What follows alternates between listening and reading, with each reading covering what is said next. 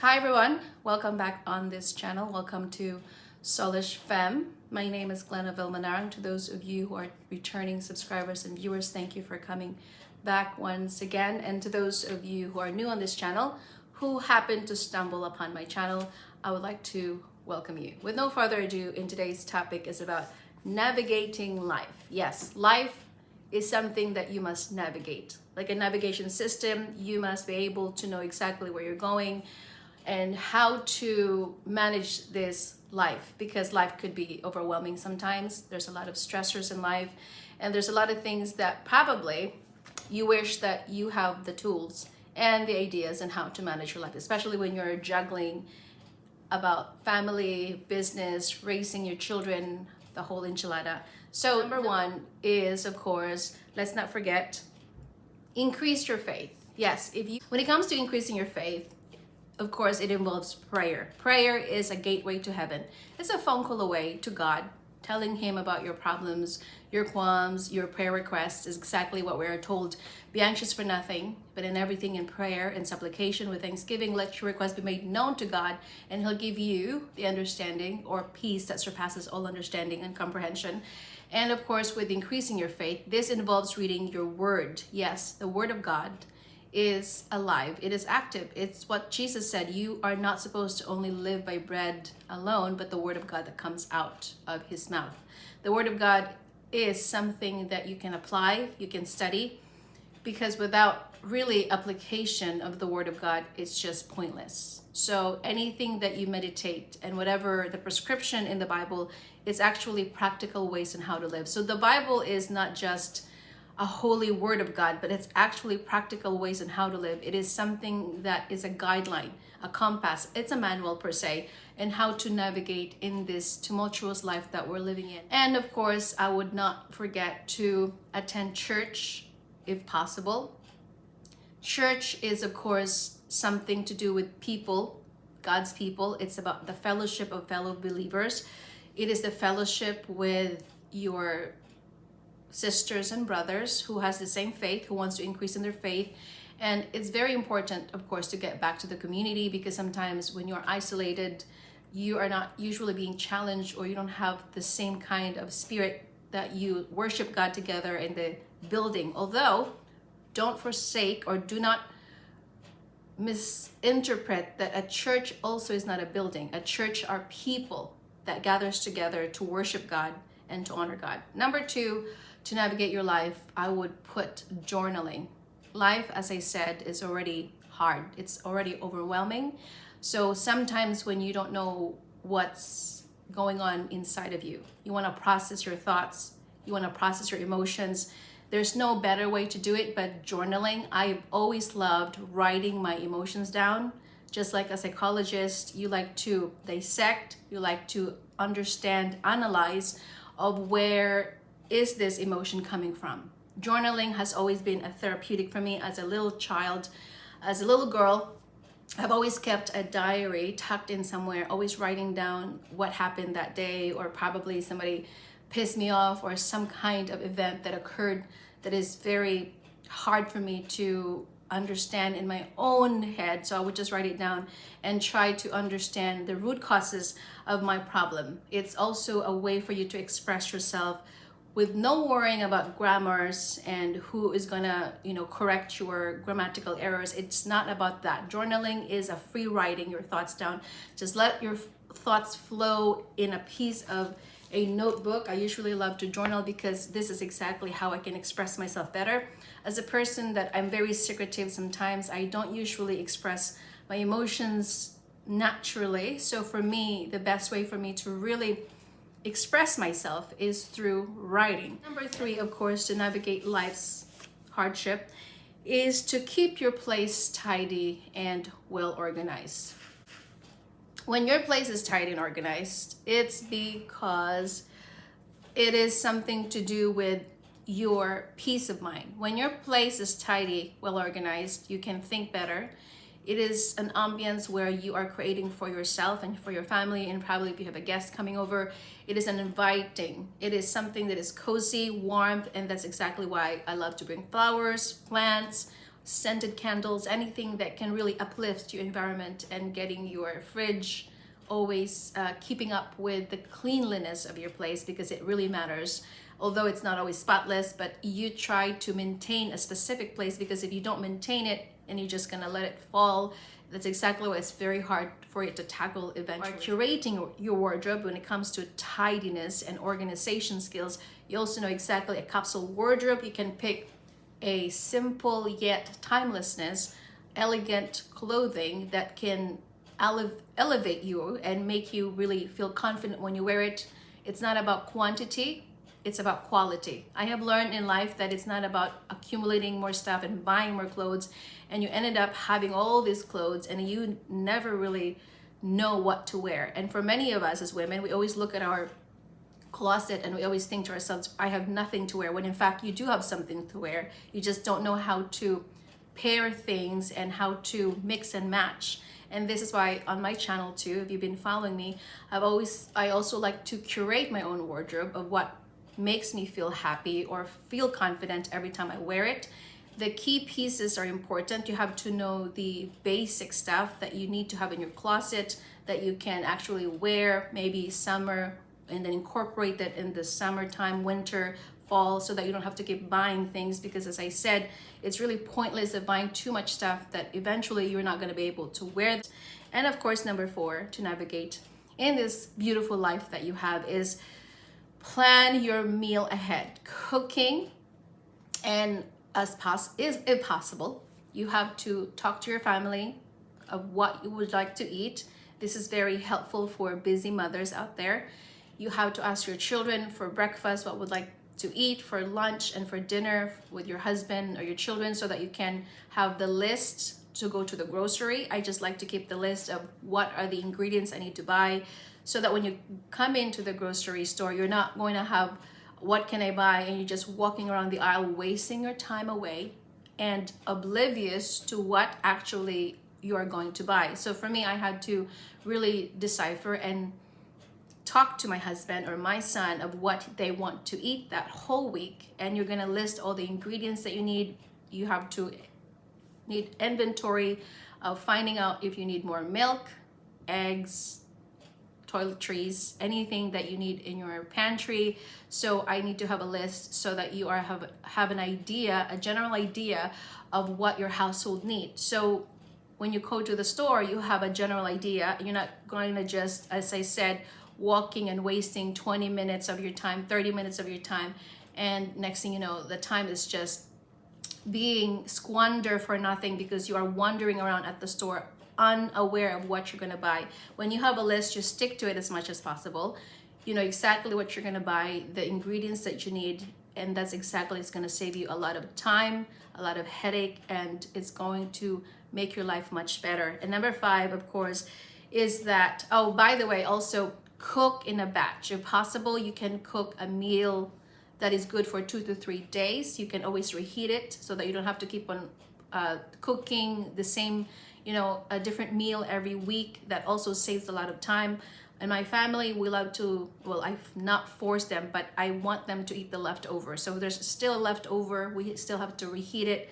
And maybe sometimes I can just make a different kind of food. So when we buy this rotisserie chicken from Costco, sometimes we eat it one time, and if they get tired of it, I can just make an omelet of that, or a soup from that chicken. I'm gonna make chicken broth or chicken soup. So something that you can actually make a different meal, as long as you don't waste food as much as you can. And number 5, of course, is navigating life is to invest in yourself by learning and reading. Or perhaps you want to go back to school. Let me just take a sip of my coffee to take a breath.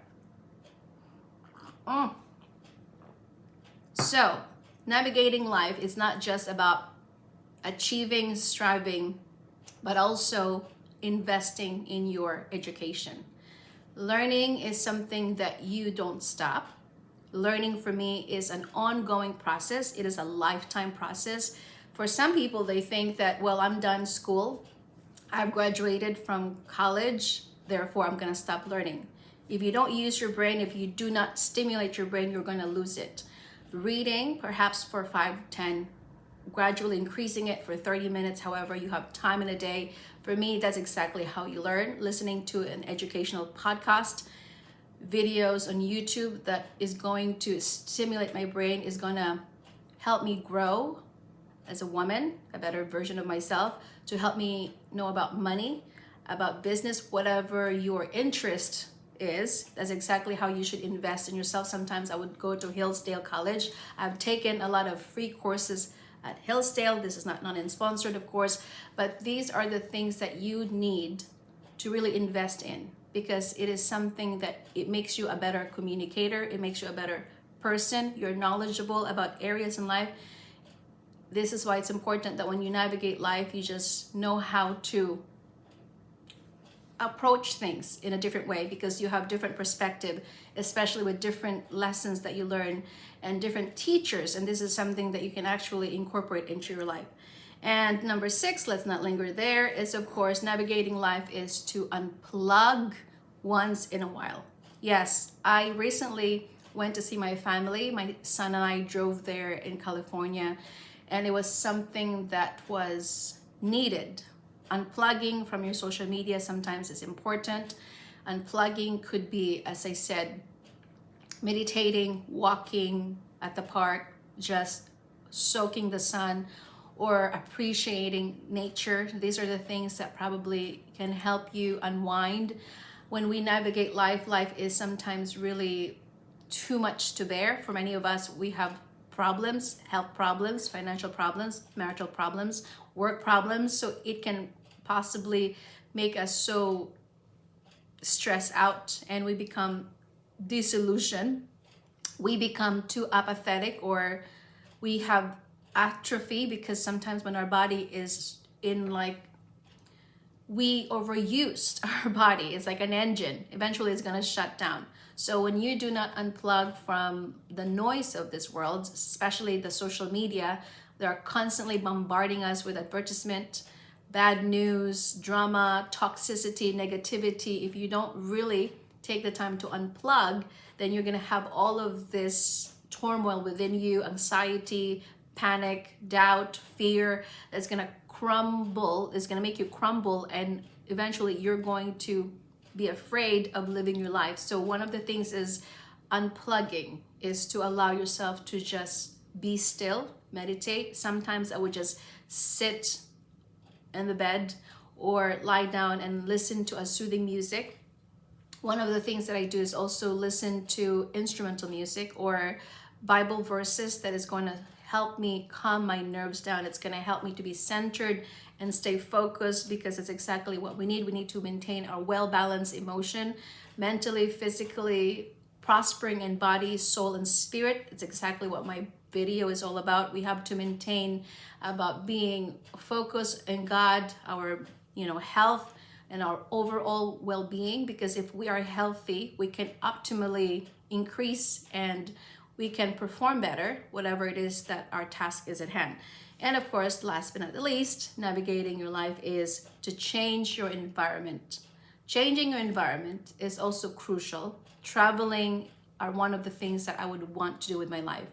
Yes, I like to travel.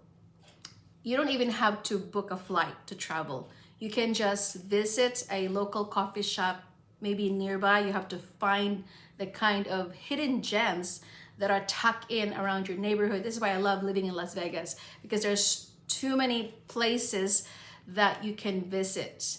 I was about to give up Las Vegas because I thought to myself, this is not a place to raise kids. It's very busy. There's too much hustle and bustle. But the thing is, when you really take the time, I'm falling in love with it. For 13 years of living here, I have found that Las Vegas has a lot to offer. Not just the casinos, not just the beautiful hotels or the things that you can possibly do here.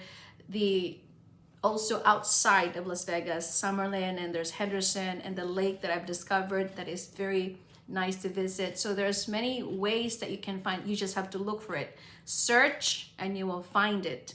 And that's exactly why sometimes when you think that your life is boring, you're doing the same mundane task, or you're not really doing things that you're supposed to be, changing your environment.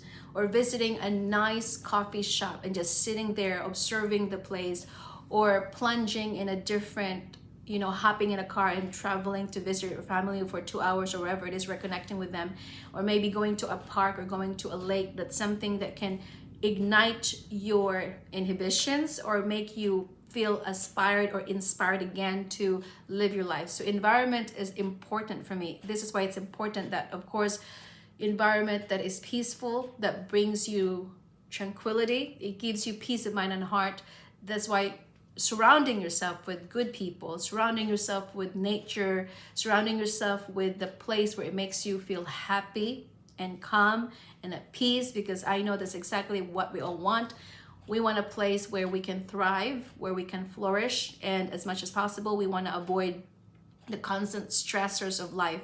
And this is why when you need to change location for a few days, allow yourself, probably if you like to go horseback riding or fishing or whatever your hobbies might be, allow yourself to do that, because especially in this country, in the United States of America, we like to just keep grinding and working because we are highly achiever people.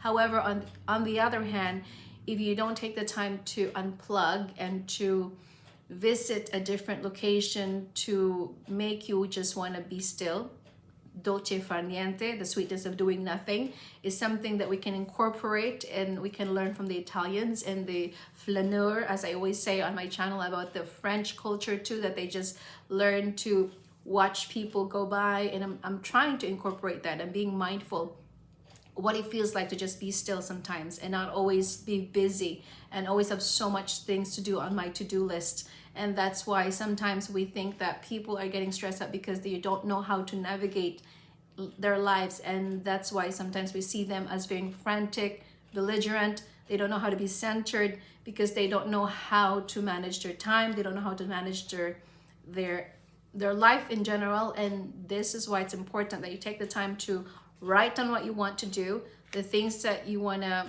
achieve in life, and the places that you want to go.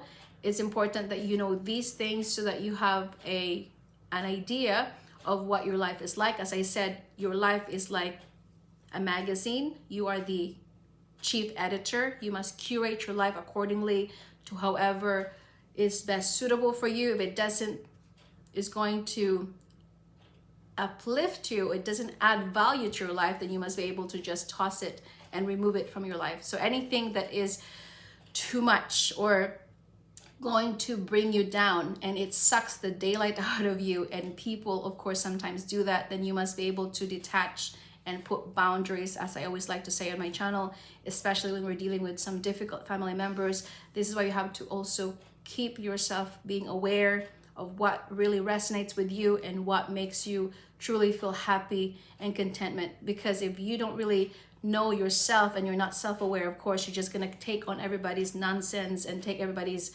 crap, for the lack of better words. And so those are just the ways of navigating your life. And I hope that you have learned from this video. Be blessed, be bold, be courageous, and I will see you on the next video.